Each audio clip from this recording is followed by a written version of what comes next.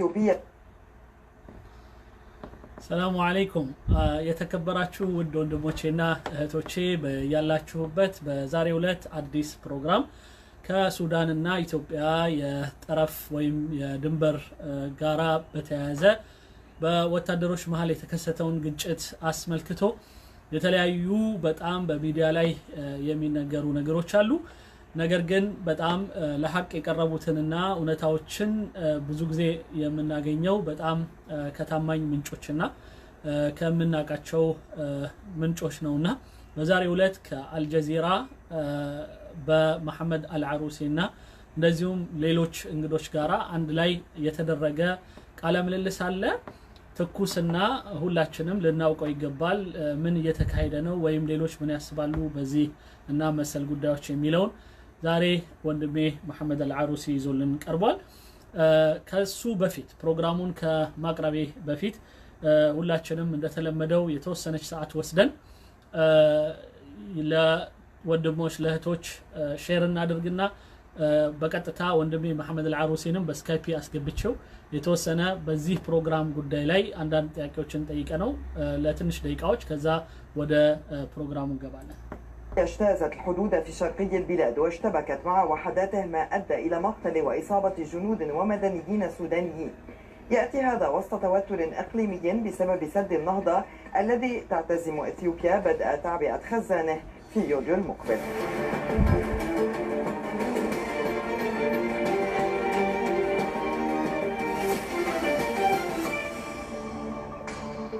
أهلا بكم. كان هذا خبر حلقتنا ونناقش فيما وراءه ما أسباب تكرار الاشتباكات في مناطق الحدود الإثيوبية السودانية وما مغزى اتهام الخرطوم للجيش الإثيوبي بالمشاركة فيها لصالح من يصب تأجيج التوتر بين البلدين في ضوء علاقاتهما الإقليمية والدولية الراهنة.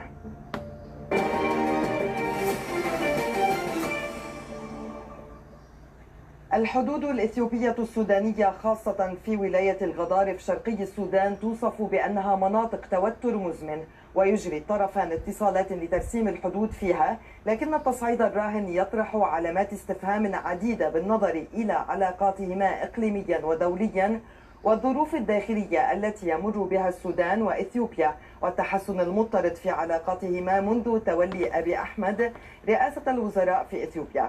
وقد اتهم الناطق باسم القوات المسلحة السودانية عامر محمد الحسن الجيش الإثيوبي بدعم ميليشيات إثيوبية في اعتداءات متكررة على أراضيه وموارده، وأوضح أن الميليشيات الإثيوبية تجاوزت الحدود في منطقة البركة شرقي السودان حيث دارت اشتباكات متقطعة بينهما وبين وحدات من الجيش السوداني، وهو ما أسفر عن مقتل ضابط وطفل وإصابة 6 جنود و3 مدنيين سودانيين.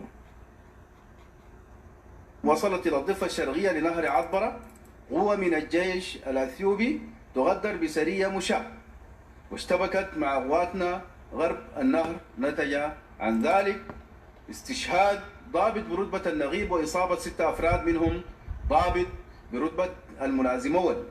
على ضوء ذلك تم تعزيز موقع بركة نورين بقوات مناسبة.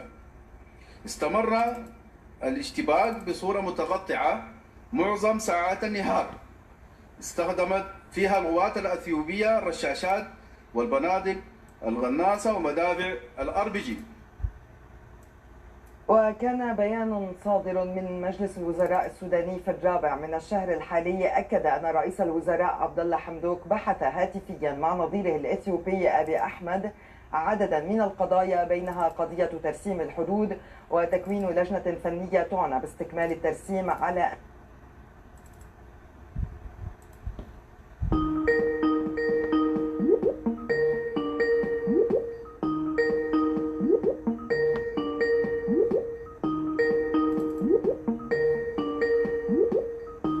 السلام عليكم ورحمة الله وبركاته. هل المداخلة ستكون السكايبي ولا هكذا بالصوت؟ سكايبي. طيب إذا ارفع لي وأنا أتصل بك. طيب يلا اوكي. سلام.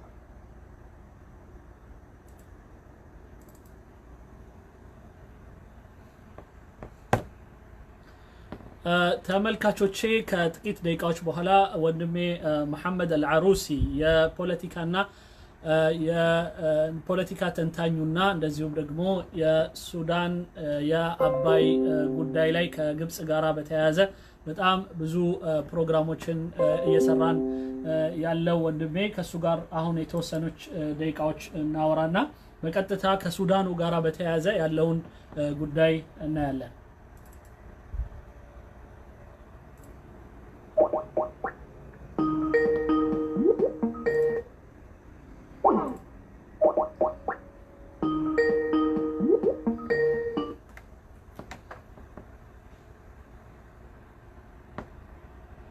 السلام عليكم ورحمة الله وبركاته. كيف حالكم أستاذ محمد العروسي؟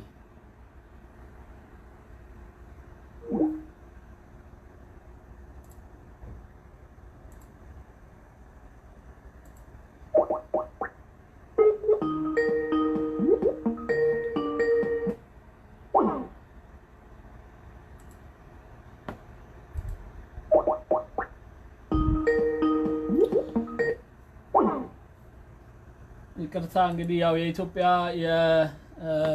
የኢንተርኔት ጉዳይ ሁላችንም አንዳንዴ የምናውቀው ነገር አለ አስቸጋሪ ነው ግን አሁን ይሰራል ብዬ ገምታለሁ።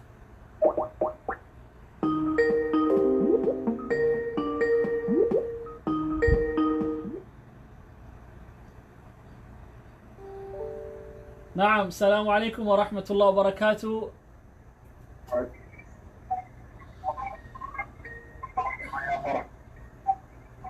الصوت ترى يقطع ما نستطيع نسمعك أخي.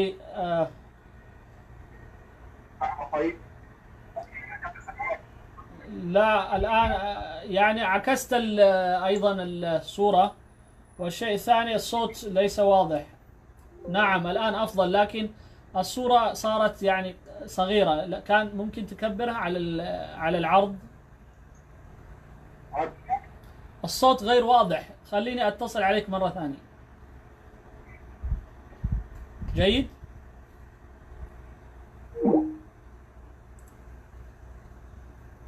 ይቅርታ የተከበራችሁ ወንድሞቼና እህቶቼ ትንሽ ደቂቃዎች ስጡን።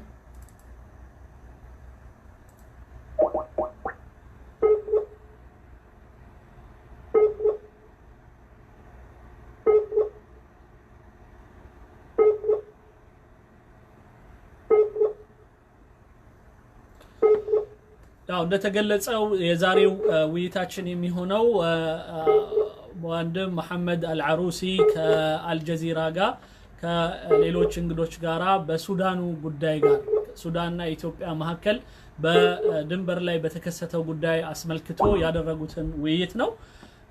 ከውይይቱ ትርጉም በፊት ግን ትንሽ የምለው አለኝ ስላለኝ ነበረ እሱን ላስቀድመው የፈለኩት ካልሰራ እንግዲህ ወደዛው መግባታችን ነው።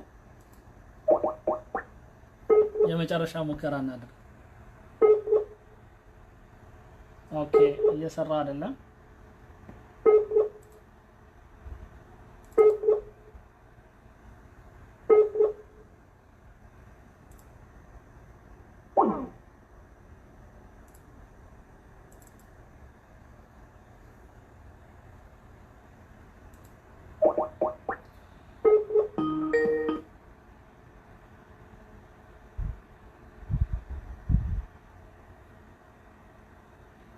السلام عليكم الآن. وعليكم السلام ورحمة الله. ما شاء الله الصوت واضح الآن. الصورة بالعرض ليست يعني بالطول. إذا استطعت أن تجعلها بالعرض يكون ممتاز جدا. نعم ممتاز. الآن أنا عند ጥያቄ ጠይቄው ነው እና እሷን ነገር በዚሁ በእናንተ ፊት ቢናገረው ጥሩ ነው የሚል አመለካከት አለኝ። ወንድሜ መሐመድ አልዓሩሲ እስከዛሬ ድረስ የምናውቀው በአባይ ጉዳይና ከአባይ ጋራ በተያያዘ ነበር። አሁን ግን ደግሞ ከሱዳንና አሁን በተለይ ከጦርነት ጋራ በተያያዘ ደግሞ አንዳንድ ሐሳቦችን ከአልጀዚራ ጋር ተለዋውጧል። እርግጥ ካለብን በጣም በተለይ የሰው ኃይል እጥረት አኳያ አንዳንድ ጊዜ ሁሉም ጉዳይ ላይ አንድ ሰው ሊያወራ የሚችልበት ሁኔታ አለ ወይም ደግሞ በተለያየ ሁኔታ እውቀቱ እስካለው ድረስ በዛ ጉዳይ ላይ ሊያነሳ የሚችልበት ሁኔታ ነው ያለውና እሱን አስመልክቼ ጠይቄው ነው እሷን እኔ ራሴ መጥቼ ባቀርባት ደስ ይለኛል አለኝ የሁሉም ጥያቄ ሊሆን እንደሚችል ተስፋ አለኝ اخي محمد العروسي قد يتساءل كثير من الناس عندما تظهر الآن مع الجزيرة فيما يتعلق بحدود السودان مع أثيوبيا المتعلقة بالاشتباكات التي حصلت ونحن نعرفك دائما أو أكثر الأوقات في العلاقات الأثيوبية المصرية السودانية المتعلقة بسد النهضة ما الذي حمل الأخ الأستاذ محمد العروسي في أن يدخل في هذا المجال وهل أيضا له إلمام في هذا الموضوع قبل أن أيضا يتطرق لمثل هذا أم يعني هذا سؤال ربما يسأله الكثير فلذلك نريد الجواب منك بارك الله فيك قبل الترجمة إلى المقطع لك ولضيوفك الكرام المشاهدين أرجو أن ترفع صوتك كما عهدنا اجعلها خطبة يعني خطبة جمعة لا ارفع الصوت مع الاخوه. الجواب على سؤالك يا شيخ جمال هو نفس الذي حمل الشيخ جمال بشير لان يكون اعلاميا وفقيها ومحللا سياسيا وكذلك ناشطا في اعمال الخير، هو نفس هذه المبادئ التي حملتك على ان تكون ما شاء الله متعدد المواهب، وتمكنا بفضل الله عز وجل ان نخوض ضمار هذه المساله.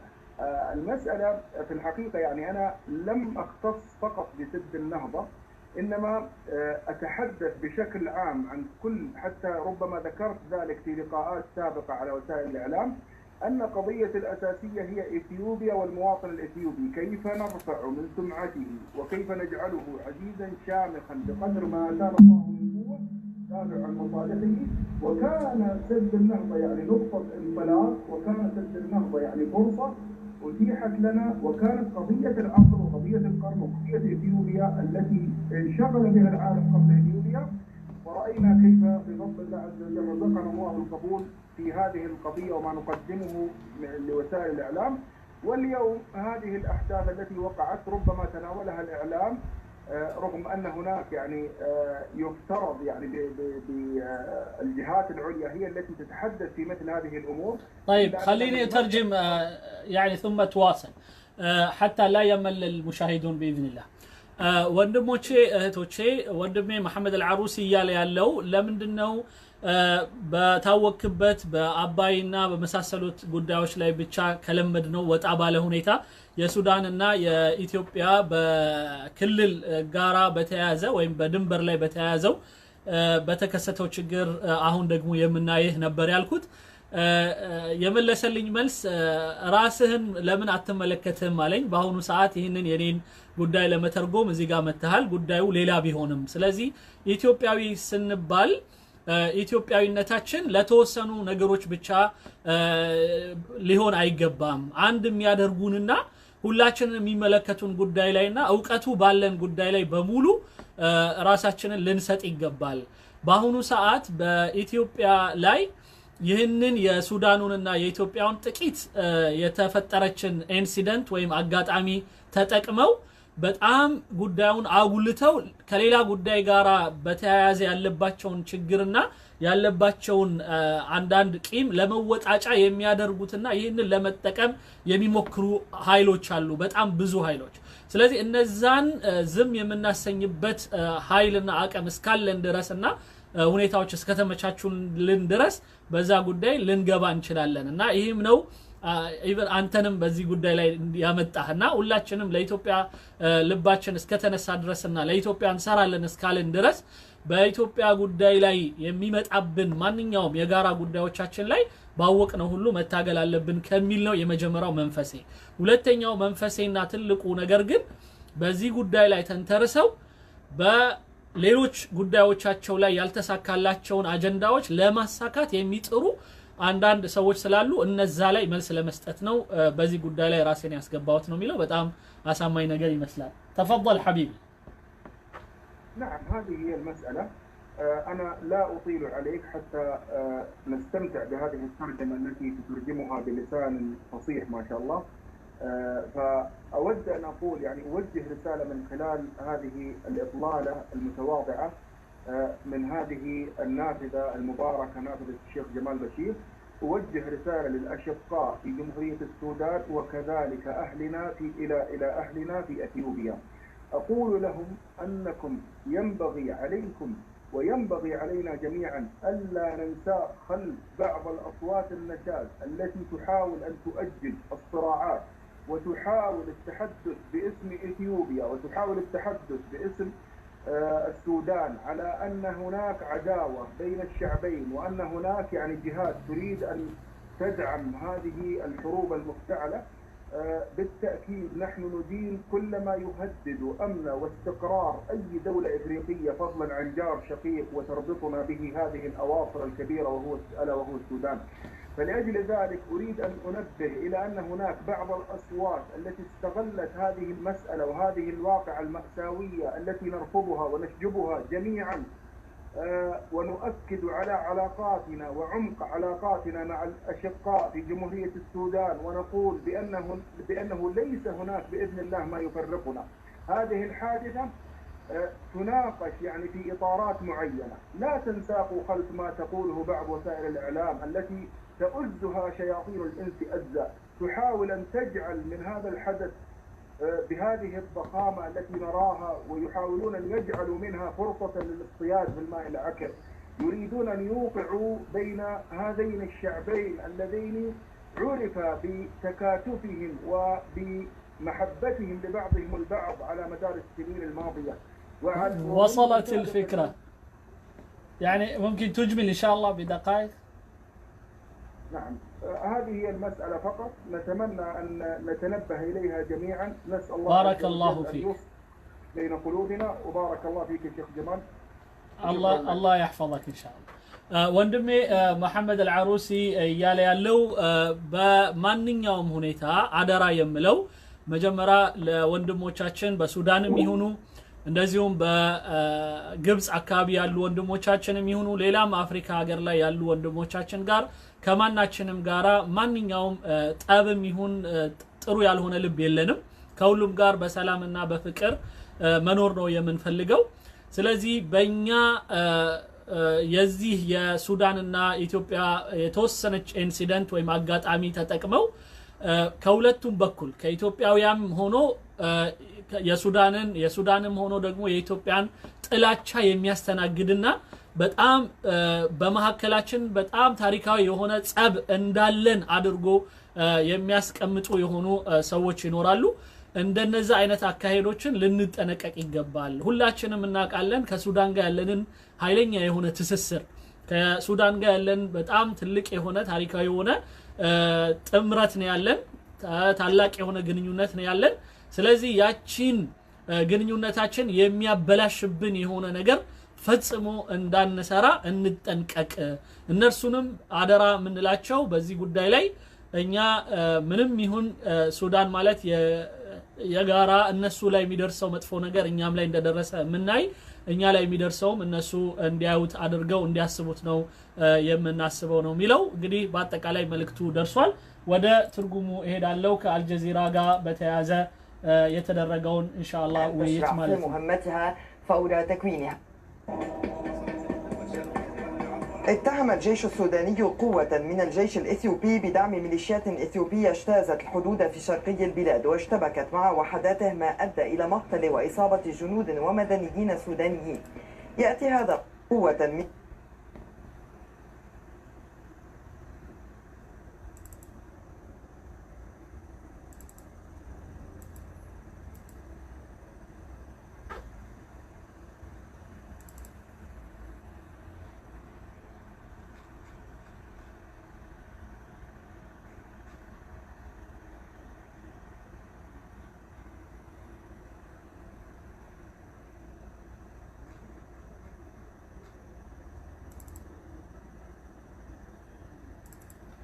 ይቅርታ ወንድሞቼ ቪዲዮ ጠፋ።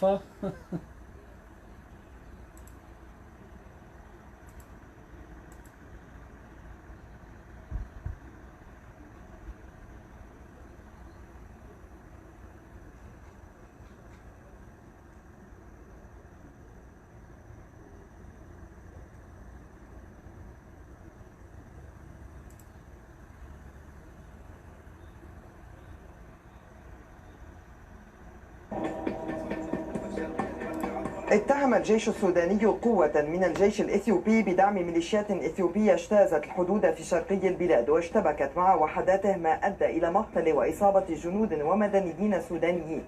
يأتي هذا وسط በሱዳን ያሉ የወታደር ኃይሎች በኢትዮጵያ ያሉ ወታደሮች ድንበር አልፈው የሱዳን ወታደሮችና የተወሰኑ ሰዎችን ጉዳት አደረሱባቸው በሚል ክስን አቅርበዋል እና ይህም ክስ የመጣው توتر إقليمي بسبب سد النهضة الذي تعتزم إثيوبيا بدء تعبئة خزانه في يوليو المقبل. ይህም ጉዳይ የተከሰተው ከግድቡ የውሃ ሙሊት ጉዳይ ጋራ በተያያዘ በጣም በሚወራበት ሰዓትና ጉዳዩ በጣም ትልቅ ቦታ በተሰጠው ሰዓት ላይ ነው የሚል ነው።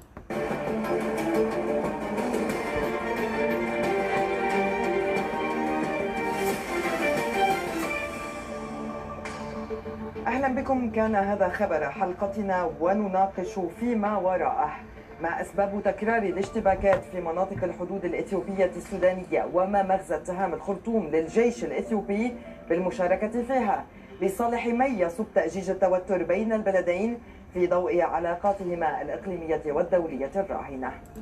በዚህ ጉዳይ ላይ የሱዳንና የኢትዮጵያ ወታደሮች ግጭትን በተመለከተ ያንንም አንስተው የሚያወሩት ኃይሎች ከዛም ቢሆን ጥቅሙ ማን ላይ ነው መጨረሻ ላይ የሚሄደው?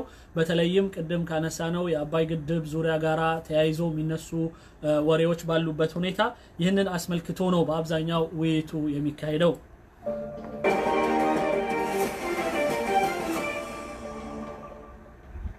الحدود الإثيوبية السودانية خاصة في ولاية الغضارف شرقي السودان توصف بأنها مناطق توتر مزمن، ويجري الطرفان اتصالات لترسيم الحدود فيها، لكن التصعيد الراهن يطرح علامات استفهام عديدة بالنظر إلى علاقاتهما إقليميا ودوليا والظروف الداخلية التي يمر بها السودان وإثيوبيا، والتحسن المضطرد في علاقاتهما منذ تولي أبي أحمد رئاسة الوزراء في إثيوبيا. يا دكتور أبي سلطان بوتاون كيازا جزي جمرو እና ከዛም በፊት በዚህ አካባቢ ቀባሪፍ በሚባለው አካባቢ ያለው የሱዳንና የኢትዮጵያ ክልል ዙሪያ ላይ የተለያዩ ሐሳቦች እየተነሱ ሰጣ ገባዎች ነበሩ። እነዚህ ችግሮች አንዳንዴም በዚሁ በክልሉ ባሉ ሰዎች ይፈታል፣ ሌላ ጊዜ ደግሞ የውጭ አካሎች ሁሉ ጉዳይ ውስጥ ይገቡበታል። በአጠቃላይ የዓለም አቀፉም ሆነ የውስጥ ችግር ፈቺዎች ሁሉ ገብተውበት ጉዳዩ ግን እስካሁን ድረስ ሲንከባለል የመጣ ነውና በዚህ ጉዳይ ላይ ነው አሁንም ነገሮችን የምናየው። وقد اتهم الناطق باسم القوات المسلحة السودانية عامر محمد الحسن الجيش الإثيوبي بدعم ميليشيات إثيوبية في اعتداءات متكررة على أراضيه وموارده. وأوضح በአሁን የተጠቀሰችው መሐመድ ዑስማን የተባለ አንድ የወታደር ኃይል በእሱና በሱ አካባቢ ባሉ የሚመሩ አካባቢዎች ላይ የኢትዮጵያ ወታደሮች እና ሚሊሺያቶች ገዛ አንድ ላይ በሱዳንና ሱዳን ክልል አካባቢ አንዳንድ ችግሮችን እየፈጠሩ እንደሚገኝ ማስታወቁን ተከትሎ የመጣ የሆነ ውይይት ነው የሚሆነው። أن الميليشيات الإثيوبية تجاوزت الحدود في منطقة البركة شرقي السودان، حيث دارت اشتباكات متقطعة بينهما وبين وحدات من الجيش السوداني، وهو ما أسفر عن مقتل ضابط وطفل وإصابة 6 جنود و3 مدنيين سودانيين. በዚህም አንድ ህፃን ልጅና እንደዚሁም አንድ ወታደር የሞተ ሲሆን በ6 እና 7 የሚደርሱ ሰዎች ቆስለዋል። እንደዚሁም 3 ደግሞ ከሲቪሊክ ወይም ደግሞ ሲቪል የሆኑ ወይም ደግሞ ሲቪሊያን ወይም ደግሞ ሰላማዊ ነዋሪ ህብረተሰቦች ላይ ጉዳት ደርሷል። ይህንን እንደዚሁ ከወታደሮቹ ምንጭ የደረሰ መሆኑን ተዘግቧል ነው። وصلت إلى الضفة الشرقية لنهر عطبرة قوة من الجيش الأثيوبي تغدر بسرية مشاة، واشتبكت مع قواتنا غرب النهر، نتج عن ذلك استشهاد ضابط برتبة النقيب وإصابة 6 أفراد منهم ضابط برتبة الملازم أول. على ضوء ذلك تم تعزيز موقع بركة نورين بقوات مناسبة، استمر الاشتباك بصورة متقطعة معظم ساعات النهار. استخدمت فيها القوات الأثيوبية الرشاشات والبنادق الغناصة ومدافع الRPG. እንግዲህ ዓሚር መሐመድ አልሐሰን የሚባለው የሱዳን ወታደር የሆነው በሱዳን ክልል ውስጥ የኢትዮጵያ ወታደሮች በቂ የሆነ እና በአንድ ክልል ላይ ጠባቂዎች ተብለው የሚታሰቡ በዛ ያሉ ወታደሮች የሱዳንን ክልል አልፈው ገብተው በሱዳን ባለስልጣን የሆኑ ታላላቅ በኮሎኔል ደረጃ የሚታዩ እንደዚሁም ደግሞ ወረድ ያሉ ሻለቃ ምናምን አካባቢ ያሉና የመሳሰሉት ሰዎች ላይ ጥቃት አድርሰዋል። የተወሰኑት ቀደም በተጠቀስነው ሁኔታ ሁለት ሰዎች የሞቱና እንደዚሁም ሌሎች ላይ ደግሞ ጉዳት እንደደረሰ ነው ወታደሩ እንግዲህ የገለጸው። ወደ ፕሮግራሙ ልንገባ ነው። وكان بيان صادر من مجلس الوزراء السوداني في الرابع من الشهر الحالي أكد أن رئيس الوزراء عبد الله حمدوك بحث هاتفيا مع نظيره الإثيوبي أبي أحمد عددا من القضايا بينها قضية ترسيم الحدود وتكوين لجنة فنية تعنى باستكمال الترسيم على أن تشرع في مهمتها فور تكوينها. من جانب بليلة بكل دقمو يا إثيوبيا تقلع مينستر እንደዚሁ ከሱዳኑ ጠቅላይ ሚኒስትር ጋራ አብረው በጉዳዩ ላይ በጣም ሌሎችም ጉዳዮችም ሲወያዩ ከዛ ውስጥ አንደኛውና ዋናውን ጉዳይ ያነሱት የሱዳን ድንበርና ክልልን አስመልክቶ የባለቤትነትን ጉዳይ በማስመር ረገድ ያሉትን ሁኔታዎች በሙሉ ተወያይተው ነበረ። أكد رئيس الوزراء الإثيوبي أبي أحمد أن العلاقات بين البلدين من المتانة بمكان بحيث لا تسمح بأي توترات على الحدود. يا إثيوبيا تقلع مينستر دكتور أبي أحمد بسوداننا بإثيوبيا مهكل يالو طبق يهونا ግንኙነት በእንደዚህ አይነቱ በድንበር ላይ በተከሰተው የጥቂት ግጭቶች የሚናድ ወይም ደግሞ የሚበጠስ አይደለም። أن أي اتجاه من هذا النوع سيتم حسمه من خلال التواصل المباشر والحوار الشفاف بين قيادات البلدين السياسية والعسكرية وذلك لخصوصية العلاقة والمصالح المشتركة بين السودان وإثيوبيا. በሱዳንና በኢትዮጵያ ያለው ጠንካራ ግንኙነት የዚህ አይነቱ በድንበር ላይ የተከሰተው ነገር ቁጭ ብለው ተወያይተው በውይይት የሚፈቱትና ያለ ምንም ችግር በሰላም የሚወጡበት እንደሆነ ምንም የሚያጠራጥር አይደለም። ስለዚህ ይህ ጉዳይ ወደ ሌላ አድጎ የሚጎዳን አይደለም ብለው የጠቅላይ ሚኒስትሩ መግለጫ ይህንን ያሳያል ነው የሚሉት።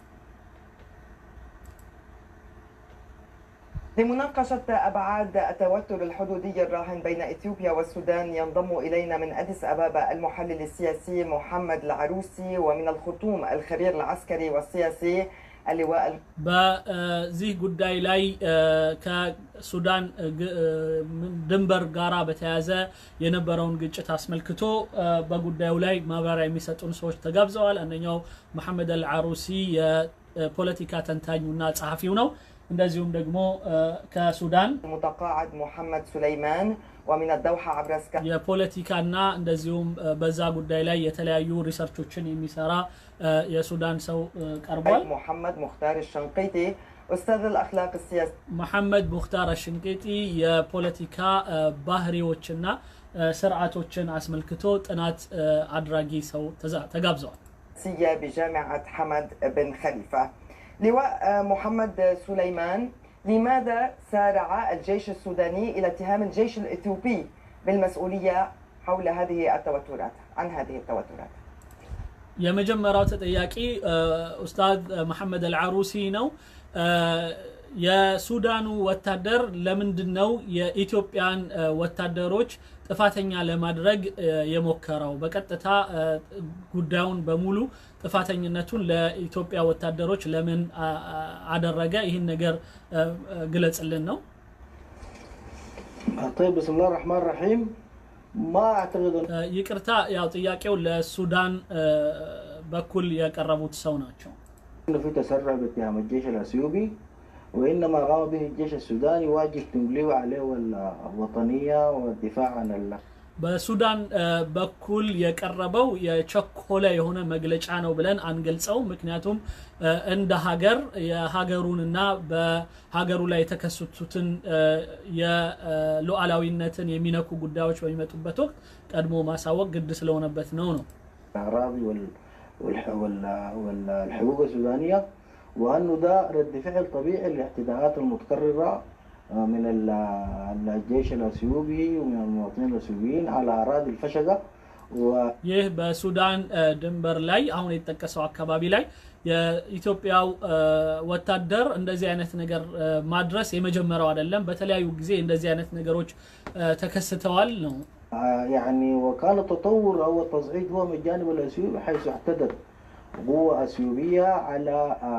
على دوريات للجيش السوداني بمارس واجباته داخل الأراضي السودانية وهي أراضي الفشقة በሱዳን ድንበር ላይ የሱዳን ድንበርን በመጠበቅ ላይ ያሉና የሀገራቸውን ድንበር በመጠበቅ ላይ ያሉ ሰዎች ላይ ነው ይህ ነገር የተከሰተውና እንዲህ አይነት ነገርም በተደጋጋሚ ይከሰት ነበር سيد محمد سليمان الجيش الأثيوبي المقصود هنا الجيش الفيدرالي الأثيوبي هو من دعم هذه الميليشيات التوترات الحدودية في هذه المنطقة ليست بجديدة وعادة ما تكون مسؤولية الميليشيات المتواجدة ويكون هنالك نزاع على تقاسم الحصص في أحيان كثيرة لماذا الاتهام للجيش الإثيوبي؟ በአካባቢው ላይ የሌሎች ሚሊሺያቶችም በሱዳን እና የነሱ የራሳቸው በክልል ጉዳይ ላይ ሁሉ ጊዜም በድንበር ላይ የሚጣሉ ሰዎች እንዳሉ ሆነው ለምንድነው በቀጥታ የኢትዮጵያን ወታደር ነው ይህን ነገር ያደረገው ወይም ደግሞ ከሚሊሺያቶቹ ጋር ተባብሮ ነው የሚለውን ድምዳሜ እንዴት አመጣችሁት ነው የምትለው تاريخيا كان في التوترات زي ما ذكرتي انه كثيره ومتجدده يعني يمكن يكون ما بمر شهر ما بكون في احداث على الحدود بين السودان واثيوبيا وكان في كل الاحداث دي انه الرد الاثيوبي بيقول انه دي ميليشيات متفلته ميليشيات اثيوبيه متفلته على الحدود وكان ده الرد الرسمي للحكومه الاثيوبيه للحكومه السودانيه على مختلف الحقب ولكن هذه በተለያየ ጊዜ ሚሊሺያቶቹ እንዲህ አይነት ነገሮችን በሚያደርሱበት ወቅት ያካባቢውን ጸጥታ የማስከበሩን ሂደት በሁለቱም በኩል የሱዳንም የኢትዮጵያ ማድረግ ባለበት ሁኔታ የሱዳኖቹ ሁሉ ጊዜም ይሄን ነገር በጠየቁ ጊዜ ኢትዮጵያኖቹ የሚያመልጡበት የሆነው መንገድ ነው የሁሉ ጊዜም በሚሊሺያቶቹ ላይ ማሳበብ ነገር አለ ነው የሚለው هذه المرة كان واضح جدا القوات المسلحة المنتشرة في منطقة الفشقة أنه هذه الميليشيات التي اعتدت عليهم بسند واضح من الجيش الأثيوبي وده እናም አሁን ያለው የወታደሮቹ ጥቃት የደረሰባቸው የሚያሳየው ግን የኢትዮጵያ ወታደሮች ራሳቸው እንዳጠቋቸው በማስረጃ ገልጸዋል الشيء اللي وضحه بيان القوات المسلحة السودانية ما هو هذا السند سيد محمد سليمان؟ ይህ ማረጋገጫ ወይም ደግሞ ማስረጃ አለን የምትለው ነገር ምንድነው نعم ما هو هذا السند تتحدثون عن سند واضح من قبل الجيش الإثيوبي ما هو هذا الدليل هذه የኢትዮጵያ ወታደሩ ጉዳይ ውስጥ እንዳሉበት ማስረጃ አለን ትላላችሁ ሰነድ አለን መረጃ አለን ትላላችሁ ያ ሰነዳችሁ ወይ መረጃችሁ ምንድነው እሱን ንገረን ነው እና ሁሉ ጊዜም ይሄን ነገር ስለምታነሱት ማወቅ ፈለግን ነው هذه المرة السند واضح بين القوات المسلحة انه في طوف من القوات السودانية بيقوم بواجبه في دوريات داخل المنطقة لمراقبة ورصد التعديات المتكررة اللي بتتم من الجانب الاثيوبي على الاراضي السودانية لا سيما انه المزارعين السودانيين بيرتبوا للموسم الزراعي وحصل وضعه في كم ራሱን ነው የደገመው በወታደሮች እዛ አካባቢ የሚጠብቁት የነበሩ ሰዎች በዛ አካባቢ ላይ የሱዳን ገበሬዎች በተለይ በአሁኑ ሰዓት አዲስ እህል ለመዝራት የሚዘጋጁበት ወቅት ላይ ነው ያሉትና ጥበቃውን በሚያደርጉበት ወቅት من ميليشيات ومدعومة من الجيش الأثيوبي وأكيد القوات المسلحة على الميدان وعلى الأرض عندها الأدلة اللي بتأكد أن الجيش الأثيوبي سند هذه الميليشيات التي اعتقد. ስለዚህ እነዚህ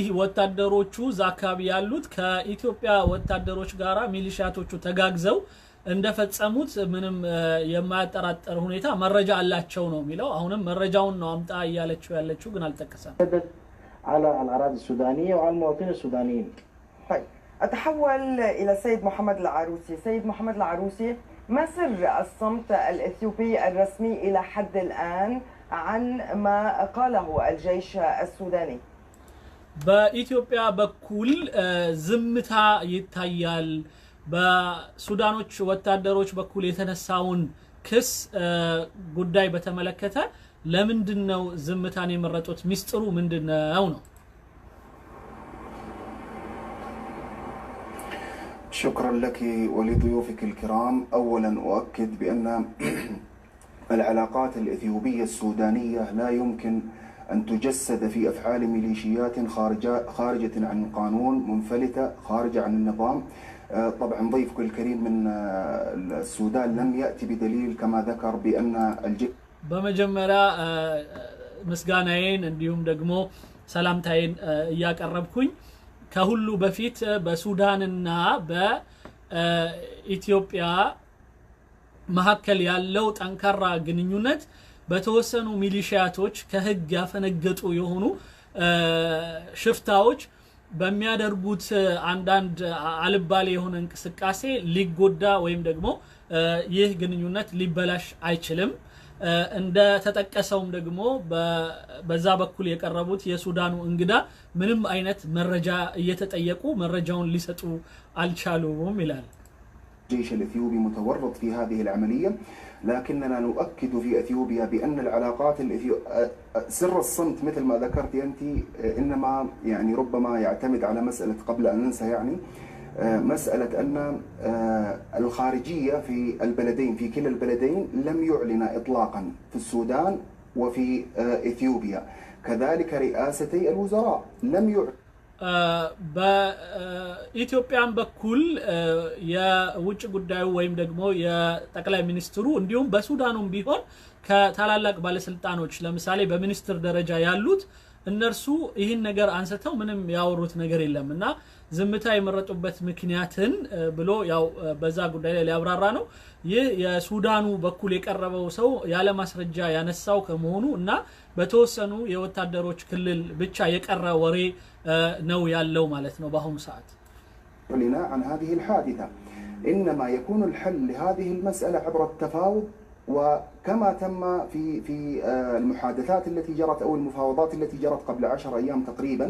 هناك وفد شرف أشقائه في أديس أبابا وناقش هذه المسائل منها الخلافات الحدودية. نحن نعلم ስለዚህ እንደዚህ አይነት ጉዳዮች ሁሌም የሚፈጸሙት በሁለቱ ታላላቅ ባለስልጣኖች በኩል ልክ ከ10 ቀን በፊት በሱዳን በኩል ያሉት የሚኒስትሮች የኢትዮጵያን ሚኒስትሮች አንድ ላይ በጋራ በውይይት ሲያወሩ እንደነበረው ልክ እንደዛው በዛው ነው መቀጠል ያለበት ነው የሚለው።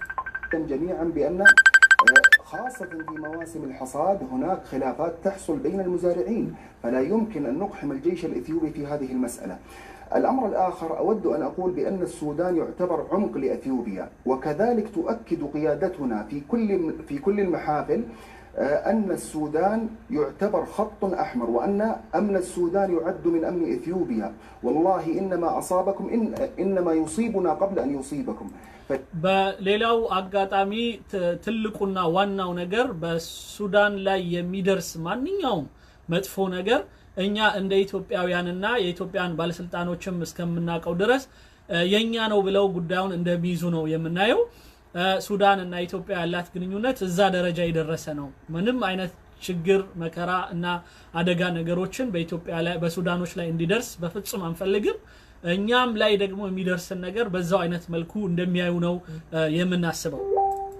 فلأجل ذلك نحن نرى بعض يعني ربما الأطراف المحتملة التي تنشط في هذه الأيام هي تلعب دور الخفاش الذي يلعب في الظلام، تحاول الاصطياد في المياه العكرة لتشويه هذه العلاقة التي تسودها المودة على مر السنين بين سيد محمد العروسي. ስለዚህም ይህንን ጉዳይ አስመልክቶ በጣም የማራገብ ስራ የሚሰራው ነው ብለን የምናስበው ድብቅ አጀንዳ ያላቸውና በተለይ ሰሞኑን ከሚነሱ አንዳንድ ሌሎች አጀንዳ ጋራ ተያይዞ ይሄንን ነገር ተጠቅመው የማይሆን አይነት ነገር ለመስራት የሚፈልጉ የሆኑ የተደበቁና በጨለማ ውስጥ የሚዳክሩ የሆኑ እጆች እንደሆኑ ነው የምናስበው።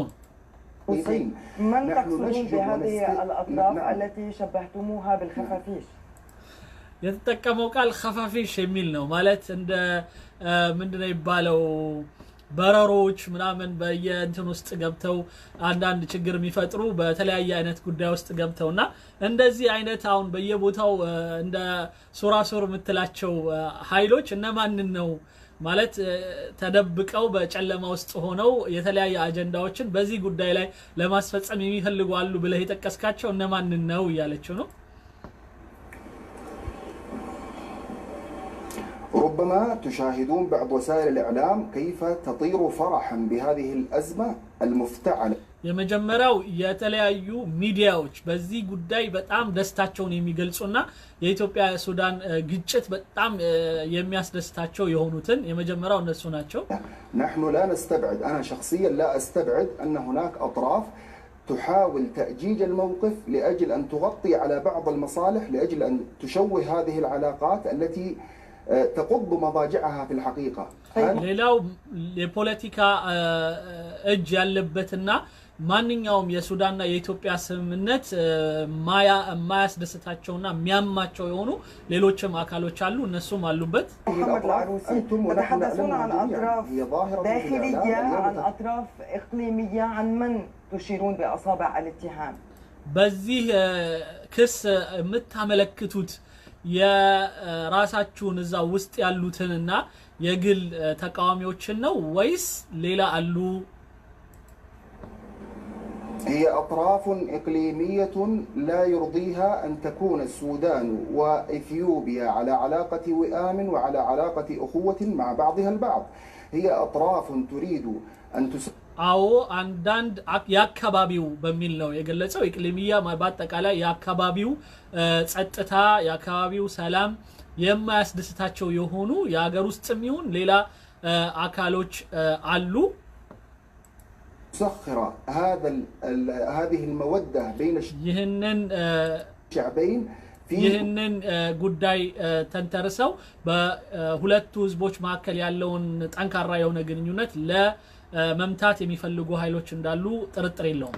مصالحها الخاصة الضيقة التي تحاول من خلالها تبرير بعض المواقف التي تعارض مشاريع سد النهضة والتي በተለይም የአባይን ግድብ ወይም የተሐድሶ ግድባችንን አስመልክቶ የሚነሱ ጉዳዮችን ለማድበስበስና ከዛ ጋራ በተያያዘ ያለውንትን እነርሱ የሚፈልጓቸውን ሌላ ጥቅሞችን ይነካብኛል ብላ የምታስበውን ይህ የሱዳንና የኢትዮጵያን ግንኙነት ለማበላሸት ማይፈነቅሉት ድንጋይ የለም ነው የሚለው። التي تعود بالفوائد على السودان وعلى إثيوبيا وعلى الأشقاء في القاهرة. ግን በደንብ ቢያስቡት ይህ ግንብ ወይም ይህ ግድብ ለሱዳንም ለኢትዮጵያም እንደዚሁም ለቃሂራ ወይም ለግብጾችም ጥቅም የሚያመጣ እንጂ የሚጎዳ አይደለም። طيب سأعود إليك ولكن دعني أسمع من السيد محمد مختار الشنقيطي. سيد محمد مختار الشنقيطي، كيف تقرؤون هذه التوترات واتهام الجيش السوداني للجيش الأثيوبي بالوقوف خلفها أو دعم الميليشيات المسلحة في هذه المنطقة على ضوء ما يتحدث عنه السيد محمد العروسي عن أصابع اتهام لأطراف إقليمية؟ ይህንን አሁን የተጠቀሰውን ጉዳይ ሱዳኖች ወደ ኢትዮጵያ ወታደሮች ላይ የመወርወራቸው ማለት የሱዳን ወታደሮች በሌላ በኩል ደግሞ የኢትዮጵያው መሐመድ አልዓሩሲ ደግሞ አይ ሌሎች እጆቻቸው የረዘሙና አንዳንድ በዚህ ጉዳይ ላይ ጥቅሞችን ለማግኘት ብሎ ያሰባቸው ሰዎች አሉና ከዚህ ጋራ በተያያዘ የናንተ ለጉዳዩ ያላችሁ እይታ ምን ይመስላል? መሐመድ አሽንቀቲ የተባለውን ፖለቲከኛ ነው የምጠይቀው። نعم شكرا. أنا حقيقة أتفق مع الأخ محمد العروسي أن الأمر لا يمكن فصله عن التوترات الإقليمية المتعلقة بسد النهضة. በመጀመሪያ ከመሐመድ አልዓሩሲ ጋራ በጣም እስማማለሁኝ ይህ ነገር ከህዳሴው ግድብ ጋራ በቀጥታ ግንኙነት እንዳለው መለየት የምንችለው አይደለም ነው هذا الخلاف بين اثيوبيا والسودان عمره عقود من الزمان شكل البلدان لجنه لترسيم الحدود منذ عام 95 በ95 በፈረንጆች አቆጣጠር ጀምሮ በኢትዮጵያና በሱዳን መካከል የድንበሩን ጉዳይ በማስመልከት የማስመሩንም ሆነ የመስራት ጉዳይ ድሮ ጀምሮ ያለ ጉዳይ ነው እና በኢትዮጵያ ባለስልጣኖች መካከል በስምምነት እየተሰራበት ያለ ጉዳይ ነው ولا يزال الامر معلقا ስለዚህ ይህ ጉዳይ በእንጥልጥል ያለ መሆኑ ምንም የሚያጠራጥር አይደለም يظل ربما معلقا لفتره طويله ምናልባትም ከዚህም በኋላ ለረጅም ጊዜ ሊያስኬድ የሚችል ጉዳይ ሊሆን ይችላል لكن حساسيه الموضوع هو في السياق الاقليمي الذي ياتي فيه ነገር ግን አሁን ጉዳዩ በጣም ሐሳስ የሆነው ወይም ጉዳዩ በጣም አሳሳቢ ደረጃ የደረሰው ግን የዚህ የአካባቢው ሌላ ጥቅም አራማጆች ያሉበት ማለትም ግብጽና ሌሎች የሱዳን ጉዳይ ላይ ሆነው ወይም ከሱዳን ሆነው የግብጽን የግድቡን ጉዳይ በተመለከተ የማይስማሙ አካሎች ማለት ነው الصراعات الجيوسياسيه المتعلقه بسد النهضه ولا ننسى ስለዚህ በግድቡ ጋር በተያያዘ ያለ ችግር ነው ብዬ ነው ማስበው سد النهضه قريب من الحدود السودانيه الاثيوبيه وبالتالي الامر حساس جدا بالنسبه للطرفين انا اظن انه على الاقل يوجد طرف له مصلحه واضحه في الموضوع وهو السيسي በኔ በኩል በሁለቱ መካከል በጣም ይሄንን ነገር በማራገብ አደጋ ሊፈጥር ይችላል ወይም ደግሞ በዚህ ጉዳይ ላይ ትልቅ የሆነ እጅ አለው ብዬ የማስበው የሱዳኑን መሪ አብዱል ፈታህ ሲሲ የሚባለው የሱዳኑን መሪ ነው ይላል በቀጥታ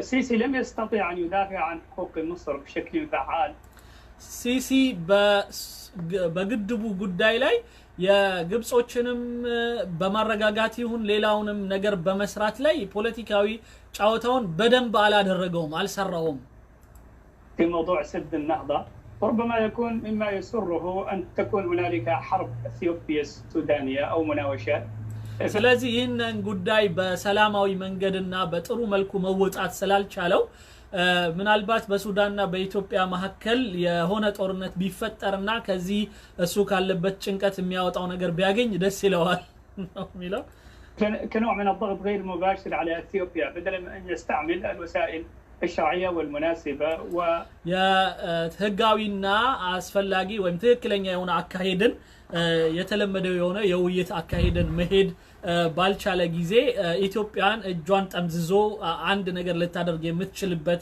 አካሄድ ነው ብሎ ያሰበው ይሄንን ሊሆን ይችላል ነው القوه المصريه القوه الاقتصاديه والدبلوماسيه وغيرها በዲፕሎማቲክ እንደዚሁም ደግሞ የጸጥታው ምክር ቤትን የተባበሩትን የአረብ ሊግን የመሳሰሉትን ሁሉም የተጀመሩትን አካሄዶች ባልቻለ ጊዜ ወደዚህ አቅጣጫ የሄደ ሊሆን ይችላል ነው حق مصر وللحصول على ما يسعى اليه واطمح اليه المصريون في موضوع سد النهضه عموما اعتقد انه لا يحتاج القرن الافريقي الى ازمه جديده فقد عانى كثيرا ولا يحتاج الى ان تنتقل اليه عدوى القرن العربي طيب سيد محمد ነገር ግን እንደዚህ አይነቱ አካሄድ ሊያወጣ አይችልም የአረቡን አንዳንድ የአረቡ አካባቢ ያለውን ችግር ወደ አፍሪካ ቀንድ ማምጣት ነው የሚሆነው ይሄ ደግሞ ጥሩ አካሄድ አይደለም አፍሪካ ይበቃታል እስከዛሬ ድረስ የቀመሰችው ዱላ በዚህ በጦርነት ጉዳይ በጦርነት ዙሪያ እስካሁን ያለባት ነገር ይበቃታል ነው የሚለው محمد مختار الشنقيطي يحتاج الى مزيد من التفاهم حول هذا الموضوع ذكرتم بأنه الخلافات الحدودية بين السودان وإثيوبيا هي خلافات تاريخية منذ عام 1995 هنالك مطالب بترسيم الحدود وشكلت لجنة في ذلك الوقت من أجل ترسيم الحدود لماذا اليوم تشيرون بأصابع الاتهام إلى مصر؟ ما مصلحة مصر في هذا التوقيت وما هي أدواتها؟ በራሳችሁ አንደበት እንደተጠቀሰው ከ1995 ጊዜ ጀምሮ በኢትዮጵያና በሱዳን የድንበር ጉዳይ ላይ ውይይቶች አሉ የተለያዩ አካሎች ገብተው የማስማማት ስራም እየሰሩ ነው ያላችሁ ነው ስለዚህ ይህ ጉዳይ እስካሁን ያላለቀ ጉዳይና ሁሉ ጊዜም ሰጣ ገባ ያለበት ነውና አሁን ግን ለተፈጠረው ነገር ግብጽ አለችበት ብላችሁ ግብጽን ማስገባት ለምን አስፈለጋችሁ ነው? لا أقول مصر، أنا أقول نظام السيسي، وإلا مصر كبلد هي أيضا لها مصلحة استراتيجية في العيش بسلام مع دول حوض النيل. በመጀመሪያ ግልጽ ለማድረግ እኔ ግብጽ በመልበት ወቅት ግብጾች ህዝቦቹንም ሁሉንም ፖለቲከኞች ማለት አይደለም በቀጥታ አብዱል ፈታህ ሲሲ ወይም የመንግስት እጅን ነው እየጠቆምኩ ያለሁት ነው بذات السودان وإثيوبيا እንደውም በተቃራኒው የግብጽ ህዝቦችና አንዳንድ አካሎች የፖለቲካ አካሎች እንደውም በሱዳንና በኢትዮጵያ መካከል ያለው ሰላም ነው የበለጠ እንደውም ጉዳዮቻቸውን በሰላም የሚፈታላቸው ብለው የሚያስቡ ብዬ ነው የማምነው وإنما نظام السيسي الذي يعاني من أزمات كثيرة داخلية وخارجية ግን የግብጽ መንግስት ግን ከውጭም ከውስጥም በጣም ከብዙ ነገር ጋራ የተነካካ ነገር አለው والذي عانى من انكشاف واضح أمام الرأي العام المصري في مسألة سد النهضة በግብጾች እይታም ይሁን በሌሎች እይታ የግብጹ መሪ ጥሩ ያልሆነ አቋም ላይ እንዳለ በተለያየ ሁኔታ የሚገለጽበት ሁኔታ ስላለ وله خلفاء داخل الجيش السوداني لابد أن نعترف بذلك. هذا النظام طبعا من مصلحته أن تكون هنالك حرب بين إثيوبيا والسودان حتى هنالك نوع من الضغط على إثيوبيا في موضوع ስለዚህም ከእንደዚህ አይነቱ ከተለያየ ቦታ የመጣበትን አጉል እይታ ለማክሸፍ ወይም ሐሳብ ለማስቀየር የሚሻለው መንገድ በሱዳንና በኢትዮጵያ መካከል የሆነ ነገር መፈጠሩ ሊያረሳሳለት ይችላል سد النهضة. وللأسف أعتقد أنه السودان ليس في وضع يؤهله للحرب الآن بالذات وخصوصا في دولة في حجم وقوة اثيوبيا ولا من مصلحته ولا اعتقد ان هذا ايضا ما يطمح اليه لا القياده السياسيه السودانيه ولا الشعب السوداني.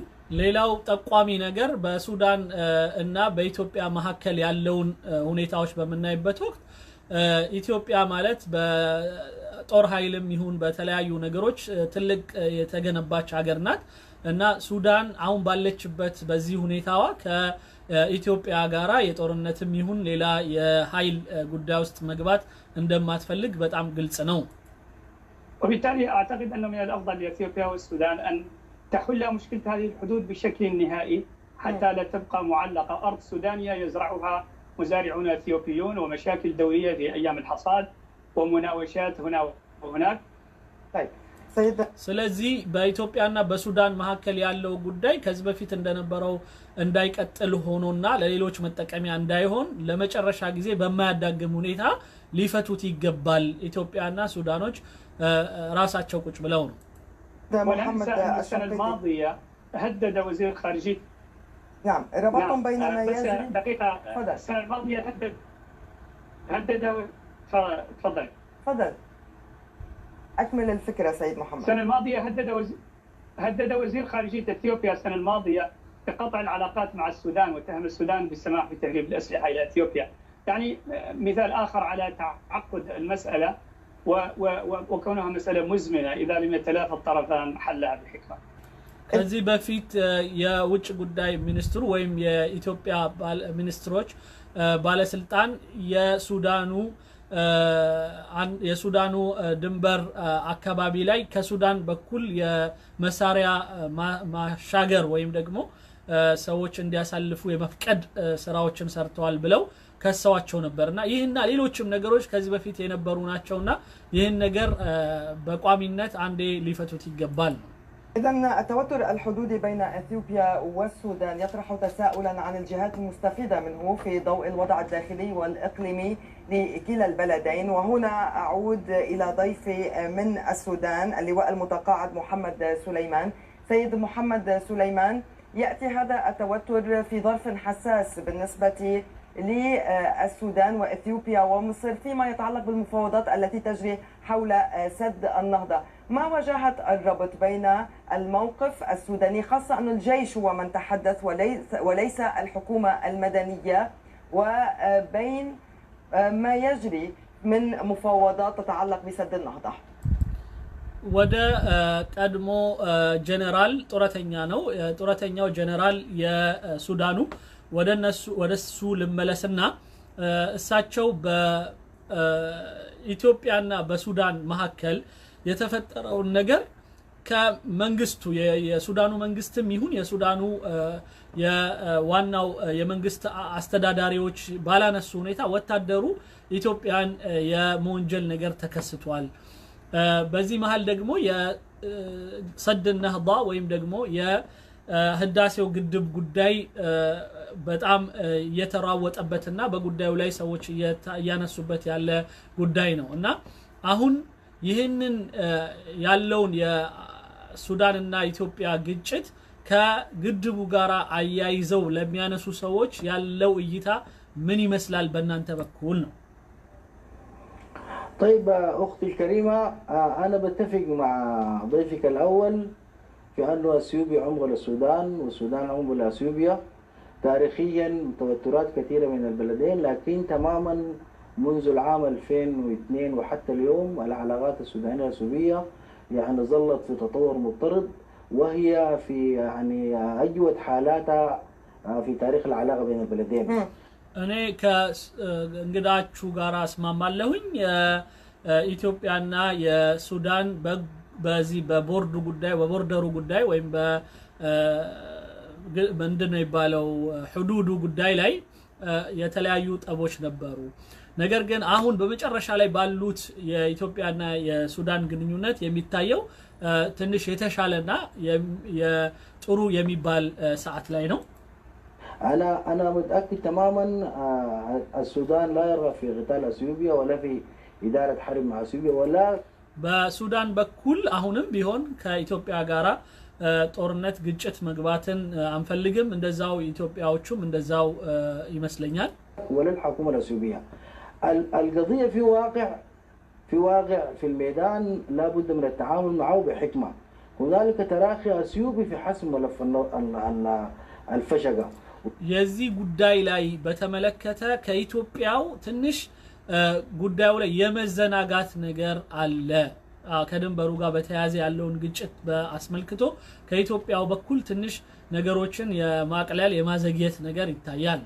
وده تراخي واضح التعديات الاثيوبيه الميليشيات الاثيوبيه ስለዚህ በኢትዮጵያ በኩል ያሉት ሽፍታዎችና ወታደሮች በዚህ በኢትዮጵያ በድንበር ላይ ጥቃት የማድረስም ችግር የመፍጠርም ጉዳያቸው ሁሌ ተደጋጋሚ ሆነ وبلغ السيل الزبا وهذا من ناحيه بلغ السيل الزبا ማለት ፍሳሹ ጫፉን ደረሰ ማለት ልክ ጣሰ ነው ማለት ይሄ በአረብኛ ምሳሌ አንድ ነገር በጣም ልኩን ሲያልፍ የሚመሰልበት ነው من ناحيه الحكومه المركزيه في اثيوبيا في كل اللقاءات البديره مع القياده السودانيه بتاكد على انه اراضي الفشقه اراضي سودانيه اللجان الفنيه لترسيم الحدود بين البلدين وهي لجان شبه دائمه على مستوى الدولتين وحتى لجنه الجانب السوداني تعرف معرفه شخصيه لجنه الجانب الاثيوبي والعكس صحيح سيد محمد سليمان هذه اللجان ሁል ጊዜ ይሄን ነገር ያው በመስማማት ረገድ የኢትዮጵያኖቹ የሱዳኖቹ ሁሌ ተቀምጠው በጉዳዩ ላይ ያወራሉ ምንም አይነት ግን ውጤት አላመጡም አይነት ነው أنتم تقولون بأن العلاقات بين الجانبين في تحسن مستمر حتى شهدنا بأن أثيوبيا تدخلت في وساطة داخل السودان بعد عزل الرئيس البشير يعني والجانبان على المستويين السياسي يتحدثان عن ضرورة الشفافية والدبلوماسية والحوار في حل الخلافات وكانت هنالك لجنة اجتمعت منذ نحو 10 أيام إذن لماذا هذا الموقف المتصاعد من جانب الجيش السوداني وليس من جانب الحكومة المدنية ታዲያ በሱዳንና በኢትዮጵያ መካከል ያለው ግንኙነት ወደ ጥሩ ነው እየሄደ ያለው እያላችሁ እንደገና ደግሞ ከ10 ቀን በፊት የሱዳንና የኢትዮጵያ ባለስልጣናት በጣም በጥሩ መልኩ እየታደረጉ እያላችሁ በአጠቃላይ እንደዚሁም በሱዳን ባለፈው ጊዜ የሱዳን መንግስት ግልበጣ በደረሰበት ጊዜና አልበሺር በወረደ ጊዜ ኢትዮጵያ በጉዳዩ ላይ ገብታ በጣም ጥሩ የሆነ የማስታረቅ ስራ እየሰራች ያለችበት ሌላም መልካም ነገሮች እየተጠቀሰ ባለበት ሁኔታ እንዴት ብላችሁ ነው አሁን ያው መንግስቱ ሳይሆን ወታደሩ ብቻ ኢትዮጵያን እንደዚህ አይነት ስም መስጠት ለምን አስፈለገ ነው? عزمت أنا يا أختي الكريمة الحديث عن حكومة مدنية وجيش سوداني أنا أفتكر أنه حديث ما في محله. الجيش السوداني يا وتعدروننا يا منغستو وي مريون عند يملايتون ነገር እኔ ወይም በዛ ጉዳይ ላይ ማውራቱ ጉዳይ ብዙም አይታየኝም ነው።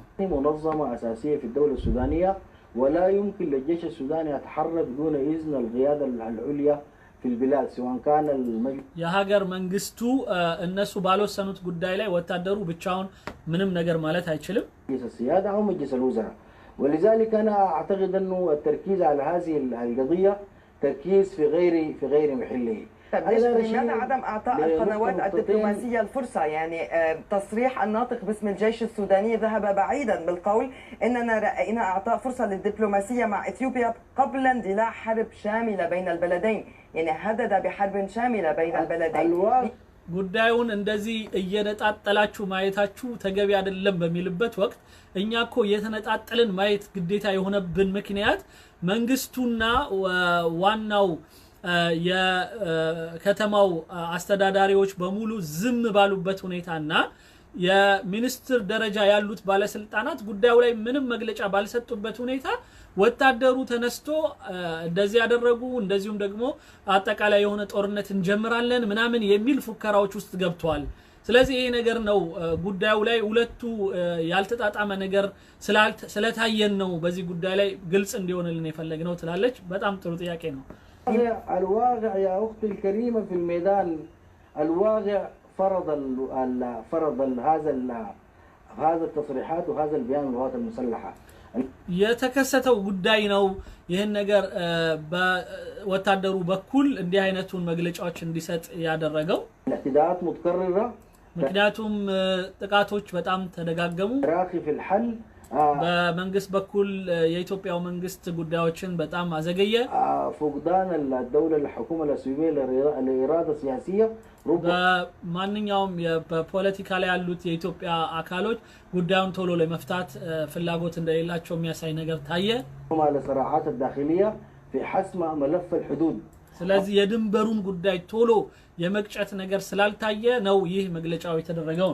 التفاوض ظلت الحكومة السورية يعني تبيع كلام جميل دبلوماسي للحكومة السودانية ለኢትዮጵያኖች ከኢትዮጵያኖች በኩል የኢትዮጵያ ባለስልጣናት ለሱዳኖች በጣም የሚጣፍጥ ደስ የሚሉ ወሬዎች ብቻ መሸጥ ነው እንጂ ወደ ተግባሩ ሊገቡ አልቻሉም ነው። العهود الفاضية دون ምንም አይነት የማይፈጸሙ የሆኑ ቀጠሮችና የማይፈጸሙ የሆኑ ቃል መግባቶች ብቻ ነው የሚታዩት دون اتخاذ خطوات جادة من أجل ترسيم በጉዳዩ ላይ ጠንከር ያለ እርምጃ ከመወሰን ይቀር ማለት ወይም ያንን ሳያደርጉ الحدود على الورق مرسمة معترف بها منذ عهد الامبراطور በኃይለ ሥላሴ ጊዜ ጀምሮ በኢምፕራጦሩ ጊዜ ጀምሮ ይህ የሱዳን እና የኢትዮጵያ ክልል በተመለከተ የተሰመረ ነገር አለን። ثلاثي ومل الزيناوي ودسالين ودكتور ابي احمد لكن ما في عمل على الميدان. በሜዳው ላይ የማይተገበር የሆኑ በመለስ ዜናዊ በደሳለኝ ጊዜም እንዲሁም በዶክተር አብይ በኩል የተስማሙበትና የወሰኑት የሆነ የድንበር ክልል ግልጽ የሆነ ነገር አለ ግን ወደ ሜዳ ላይ ማውረድና መተግበር ነው ያቃታቸው። هذا الموقف سيؤدي تصعيد الموقف لو سمحت لي لواء محمد سليمان تصعيد الموقف هل سيؤدي إلى ترسيم الحدود بشكل أسرع بين الجانبين؟ ስታስበው ታዲያ ጉዳዩን ወደ ጦርነት መውሰድ ነው ይህንን ነገር ቶሎ የሚያስተካክለው ብለህ ታምናለህ ወይ? والله الامل في انه اصلا يا اختي الكريمه ما الحل ما حرب باي حال من الاحوال እህቴ በእውነቱ የተከበርሽው ጉዳዩ ላይ ጦርነት በምንም መልኩ ውጤት አለው ወይም ደግሞ በጉዳዩ ላይ አንድ መፍትሄ ያመጣል ብዬ አላስብም ማለት الحل ما حرب ونحن كدولتين ጦርነት በፍጹም እንትን አይደለም መፍትሄ አይደለም اصلا لو قام يعني قامت حرب بين الدولتين اصلا لا في صالح الجانب الاثيوبي ولا في صالح الجانب السوداني በጦርነት ቢከሰት ለኢትዮጵያም ለሱዳንም አይበጅም ولكن دائما اذا كان في قصور في الحلول بتحصل مثل هذا النوع من التفلتات على الحدود وهذا ما حصل بالضبط نحن يجب ان ننظر الى ما يحدث في الحدود الان على انه افراز لتراخي الاراده السياسيه الاثيوبيه لحل الملف على الحدود الان يعني لا تدخلات اقليميه حسب ما افهم من كلامك ساعود اليك ولكن دعني اسمع من انا لا اعتقد انا لا اعتقد انه ملف الفشقه خاضع لتدخلات اقليميه على الاقل حتى الان طيب. صحيح دعني اسمع بني بكل ك የሁለቱ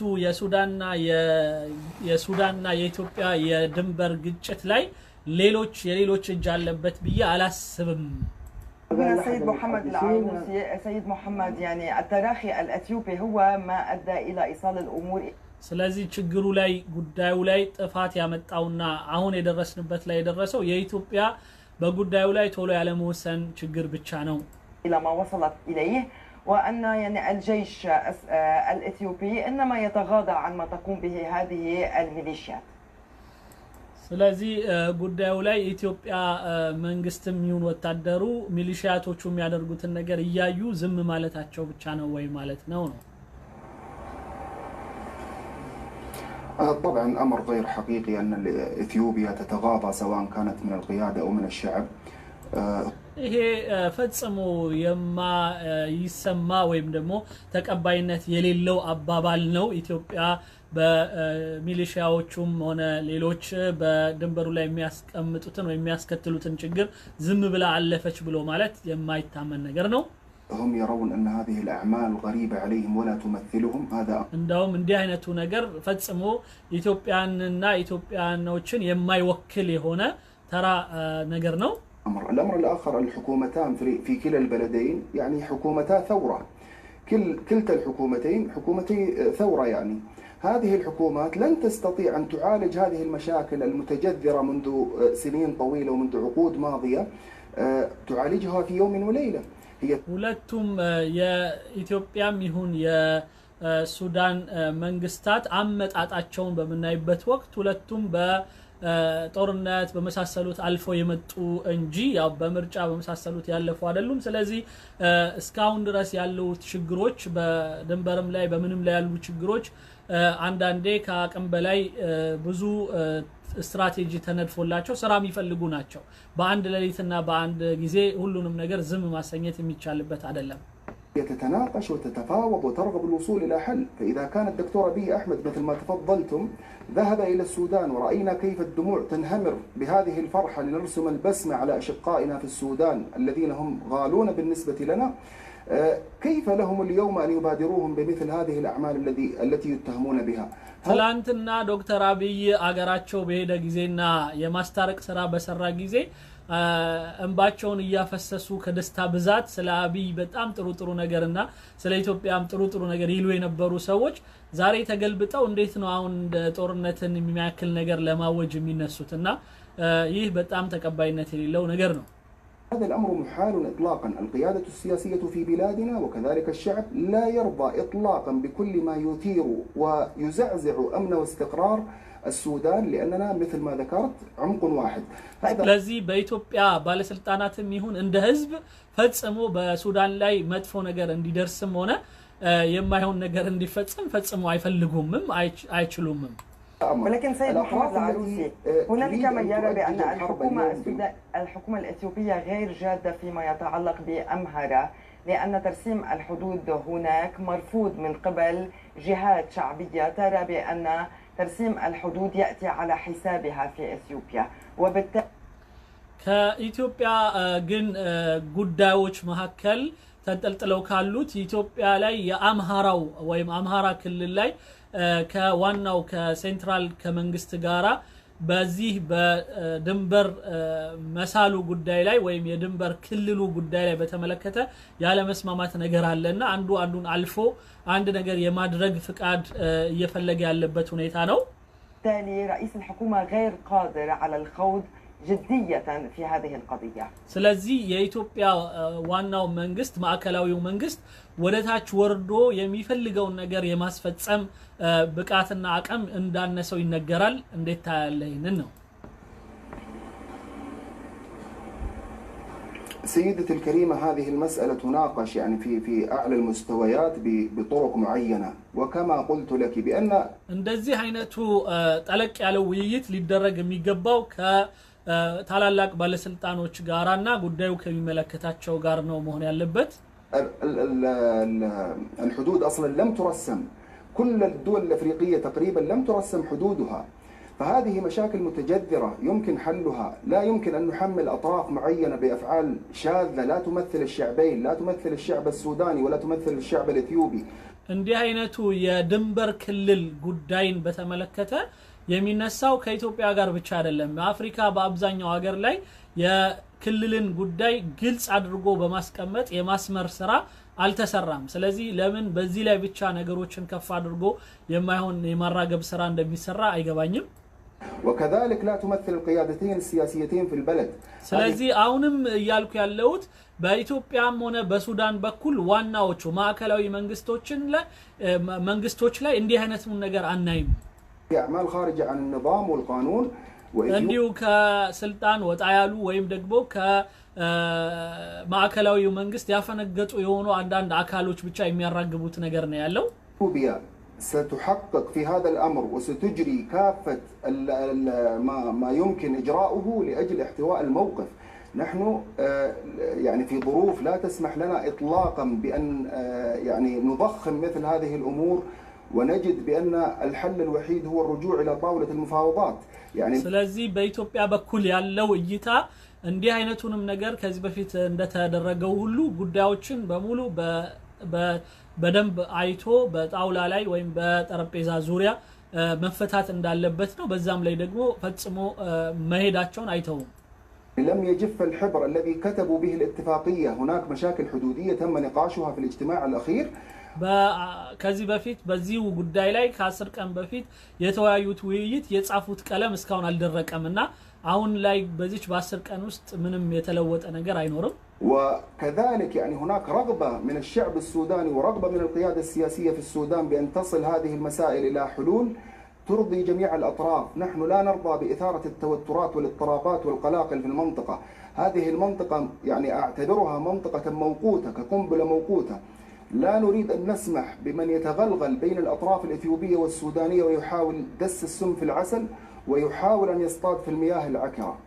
ስለዚህ በፍጹም እንዲህ አይነቱን ከዚህ በፊትም የነበረን ጉዳይ በውይይት ላይ ያለና እየተስማሙበት ያለውን ጉዳይ ተጠቅሞ በውስጡ ሌላ አላስፈላጊ የሆኑ መርዞችን በመርጨት የተደበቀ አጀንዳውን እንደ ቦምብ በመጠቀም በፈለገው ጊዜ ለማፈንዳት ለሚነሳ ማንኛውም አካል ልንፈቅድ አይገባም። በተበላሸ ውሃ ስር አንዳንድ ነገሮችን የሚደብቅ ብሎ አንዳንድ ምሳሌዎችን ሰጥቷል።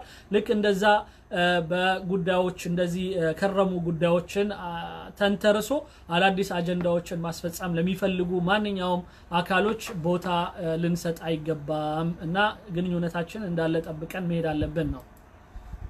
أعود إليك سيد محمد مختار الشنقيطي. ما احتمالات تصاعد هذا التوتر وما إمكانية احتوائه؟ ما المطلوب لاحتوائه؟ ታዲያ ይህንን ችግር አሁን ያለውን ችግር ምን ያህል ተቆጣጥሮ ወደ ልኩ ማስገባት ይቻላል ብለህ ታስባለህ? ይህንን የመቆጣጠሩን ሂደትስ በቅርቡ ይሆናል ብለህ ታስባለህ ወይ ነው? أعتقد أن المطلوب أولا هو أن تكون الدبلوماسية السودانية دبلوماسية مدنية وليست عسكرية. هنالك تراخي، أتفق مع اللواء سليمان، هنالك تراخي وأعتقد أنه من الطرفين في حسم هذا الموضوع وكان በኔ በኩል የማዘግየቱም ሆነ የመዘናጋቱ ጉዳይ ያለው በሱዳኑም በኢትዮጵያውም በኩል ነው። ኢትዮጵያው ብቻ አይደለም።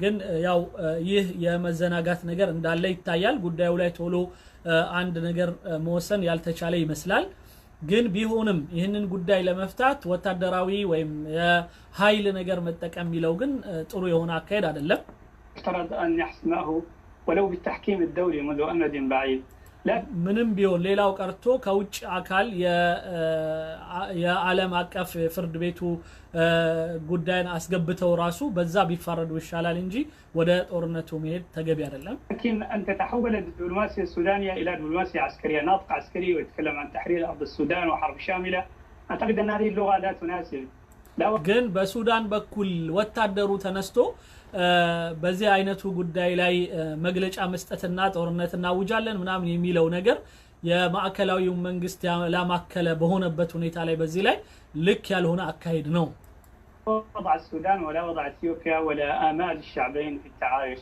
ይህ በኢትዮጵያና በሱዳን በተለመደው የሁለቱ የመንግስታትም ይሁን የህዝብ ለህዝብ ግንኙነቶች የተለመደና በጣም የታወቀ የሆነውን ጥሩ የሆነ ግንኙነት የሚጋጭ የሆነ አካሄድ ነው اعتقد ان الحكومه المدنيه السودانيه تحتاج ان تاخذ زمام المبادره في هذا الامر وعلاقتها بالسلطه المدنيه في اثيوبيا ايضا جيده ولو انتقل الملف الى ايدي هذين الطرفين فان الامر يمكن حله بعيدا عن العنتريات العسكريه ስለዚህ የማዕከላዊው መንግስት ይህንን በወታደሮቹ በመሳሰሉት የሚሰጠውን የመግለጫ ነገር ወደዛ ብሎ እነሱን ተቆጣጥሮ በጉዳዩ ላይ ከመንግስት ጋራ በጀመረው ሁኔታ በሰላማዊ መንገድ መፍታት አለበት ነው ايضا بعيدا عن الصلات مره اخرى التي تصل السيسي ببعض القيادات العسكريه السودانيه وهي صلات لا تخدم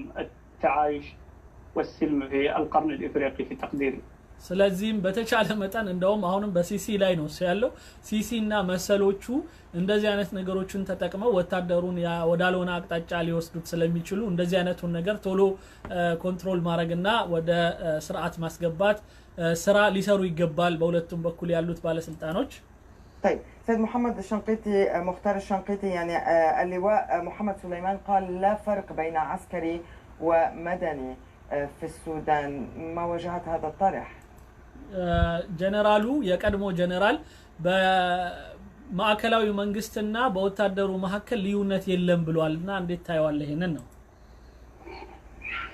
طبعا هو لواء في النهايه وانا اتفهم تماما بخلفيته العسكريه ان ينحو هذا النحو وهكذا قاده الجيوش في الدول العربيه يرون كل واحد منهم يرى انه هو الدوله والجيش هو الدوله والدوله هي الجيش ولكن حقيقه الامر ان هذا ليس صحيحا ጀነራል እንደመሆኑ ወታደራዊ አገዛዝ ሁሉ ጊዜ ወታደር አካባቢ ያለው ከመንግስት ጋር እንደሚሰራ ነው የሚያስበው እና ሁሉ ጊዜ ያ ወታደር ከመሆኑ አንፃር እንደዚህ አይነት ሐሳብ ቢያስብ አልቀየመው ግን በአረቡ ዓለም ያለው ሁኔታ ግን እናቀዋለን ወታደሩ ምን አይነት ነው መንግስቱ ምን አይነት ነው የሚለውን ሁላችንም በደንብ እንረዳዋለንና የሁለቱ የመናበብ ጉዳይ ፈጽሞ እንደሌለ በደንብ ግልጽ ነው የሚለው مكان الجيوش في الدول الديمقراطيه هو ان تأتمر بأمر السلطة المدنية لا أن تكون السلطة المدنية آخر من يعرف كما رأينا مثلا في زيارة البرهان لقاءه مع نتنياهو في يوغندا مثلا لا السودان يحتاج إلى سلطة مدنية حقيقية والسلطة المدنية ليست هي الجيش الجيش يجب أن يأتمر بالسلطة المدنية وبأمرها إذا كان فعلا للثورة السودانية أن تؤتي ثمارها الحقيقية ولا تقطف ثمارها الثورة المضادة በጣም የሚገርም ነው የምሳሌዎች ሰጥቶት ለምሳሌ በአንዳንድ ጉዳዮች ላይ ወታደሮች ያደረጉትን ነገር አንዳንዴ ዋናው የማዕከላዊ መንግስት ያላወቀበት ሁኔታዎች አሉ አንዳንዴ ደግሞ ማዕከላዊው መንግስት የሰራውን ነገር ወታደሩ ማያቀበት ሁኔታ አለ በሱዳኖች በኩል በሁለቱ መካከል የመናበብ ችግር አለ ግልጽ ነው ከዚህ በፊት በዩጋንዳ የተከሰተ አንድ ክስተትን እንደዚሁ እንደማስታወሻ ማየት ይቻላል ስለዚህ ከዚህ በኋላ ሁለቱ የመናበብ ሂደታቸውን ቢያሻሽሉ ነው የሚሻለው ነው የሚለው أفهم من كلامك بأنكم تربطون هذا التوتر بالتجاذبات الداخلية التي تجري داخل السودان وداخل أثيوبيا أيضا؟ ስለዚህ አሁን ይህንን ነገር የሁለቱን መሳሳብ ጉዳይ ያነሳችሁ ያላችሁት ኢትዮጵያና ሱዳን ውስጥ ባሉ ችግሮች ወይም ባሉ የራሳቸው የውስጥ ችግር ነው ብለህ ነው የምታስበው أعتقد أنه نعم أثيوبيا يوجد فيها تجاذبات من نوع إقليمي، يعني إقليم أمهرة مقابل السلطة المركزية، والسودان أيضا فيه تجاذبات بين السلطة المدنية والسلطة العسكرية إلى آخر. በትክክል የሱዳኑን የኢትዮጵያውን በመናይበት ወቅት የአምሃራና የማዕከላዊው መንግስት መካከል ጥሩ ያልሆነ የመሳሳብ ነገር እንዳለ ይታያል። እንደዚሁም ደግሞ በሱዳን በኩል በመንመጣበት ወቅት ደግሞ ወታደሩና ማዕከላዊ መንግስት መካከል እንደዚሁ የመሳሳብ ነገር አለ። أخذت السلطة المدنية في السودان والسلطة المركزية في إثيوبيا بزمام المبادرة، فأعتقد أن هذا سيخفف من التجاذبات وسيجد الحل السهل لهذا الموضوع إما بشكل ثنائي أو بالتحكيم الدولي. شكرا لك. ስለዚህ በጉዳዩ ላይ የበለጠ ማዕከላዊ መንግስቱ በደንብ ጉዳዩን ኃላፊነት ወስዶ ሌሎቹን ጎንዮሽ ወደ ዳር አድርጎ በቀጥታ ወደ ስምምነቱ የመምጣቱን ሂደት ሊያራምዱት ይገባል። محمد مختار الشنقيطي أستاذ الأخلاق السياسية بجامعة حمد بن خليفة، كما أشكر المحلل السياسي محمد العروسي من أديس أبابا، ومن الخرطوم الخبير العسكري والسياسي اللواء المتقاعد محمد سليمان. ሁሉንም እንግዶች በማመስገን هذه الحلقة من برنامج ما وراء الخبر، نلتقي بإذن الله في حلقة جديدة في ما وراء خبر جديد. إلى اللقاء. ከኸበሩ ጀርባ ወይም ከዜናው በስተ ጀርባ በሚል የቀረበው ትንተና ይሄን ይመስል ነበር። እንግዲህ በጣም ቆንጆ የሆነ ውይይት ነው። በሱዳንና በኢትዮጵያ ድንበር ላይ የተከሰተውን ነገር በጥቅሉም ቢሆን የተወሰነ እውቀቱ እንዲኖረን ያስቻለ ይመስለኛል። በአጠቃላይ እንደ ኢትዮጵያኖች ሁላችን የሀገር ጉዳይ መለከተናል። የሀገር ጉዳይ ማለት የራሳችን ጉዳይ ነው።